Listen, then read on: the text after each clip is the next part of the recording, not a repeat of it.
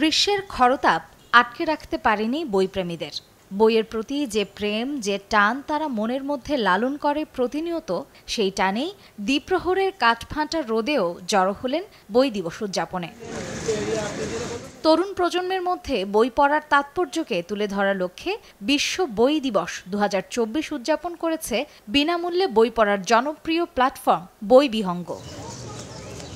বুধবার দুপুরে অপরাজেয় বাংলার পাদদেশ থেকে শুরু হওয়া বর্ণাঢ্য র্যালিতে অংশ নেন আগতরা। পরে দিবসের সেমিনারে অংশ নেন অতিথিরা।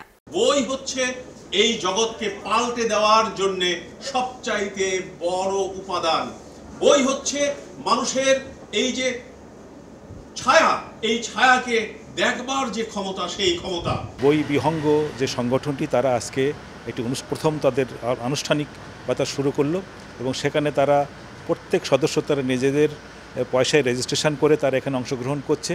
তো এই বিষয়টিকে ঢাকা বিশ্ববিদ্যালয় পজিটিভ করে দেখছে। আজকে ফিজিক্যালি এতগুলো পাঠক একসাথে দেখে সত্যি আমরা অনুপ্রাণিত হয়েছি এবং এই অনুপ্রেরণার অংশ হিসাবে আমরা মনে করি ঢাকা বিশ্ববিদ্যালয় এই বই বিহঙ্গের পাশে থাকবে। 1, 2, 3 ঢাকায় জমি জিতে নিন 100% ক্যাশব্যাক সহ 20 কোটি টাকার পুরস্কার। ফেস এবং বুক, যেটা কোনোটাই ওর মধ্যে নাই, মানে মানুষের সঠিক ফেসটিও নাই, আবার ওখানে সঠিক বইটিও নাই, কিন্তু নাম রাখা হয়েছে ফেসবুক। সুতরাং ফেসবুককে আমরা যদি পাশে সরিয়ে রেখে, অর্থাৎ শুধুমাত্র প্রয়োজনের সময় ইউজ করে, এটা যে মানুষকে শিখাচ্ছে না তা নয়, কিন্তু যে পরিমাণ শিখাচ্ছে তার থেকে বেশি ক্ষতি হয়ে যাচ্ছে।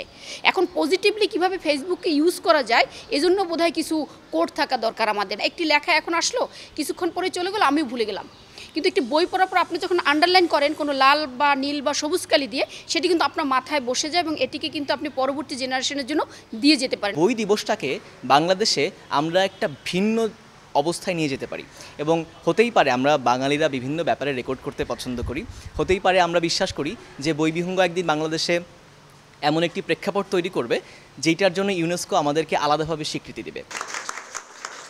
বইপ্রেমীরাও এমন আয়োজনে নিজেদের ভালো লাগার কথা তুলে ধরেন।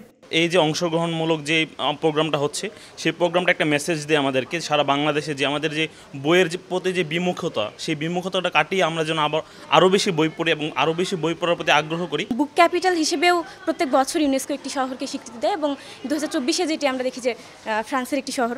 আমাদের চাওয়াটা হচ্ছে ঢাকাকে আমরা ইউনেস্কো সেই মানে সেরা শহর হিসেবে, বইয়ের শহর হিসেবে দেখতে চাই এবং সেই হিসেবেই বাংলাদেশে প্রথমবারের মতো আমাদের আজ এবারের এই আয়োজন। বই নিয়ে ইতিপূর্বে আরও অনেক সংগঠন কাজ করেছে, কিন্তু এই যে বই দিবসকে কেন্দ্র করে তারা এত বড় একটি আয়োজন করলো, তার মাধ্যমে আমার মনে হয় যে বইপ্রেমীদের মাঝে যে উদ্দীপনা, যে উৎসাহ, সেটা আরও কয়েক গুণ বেড়ে গিয়েছে।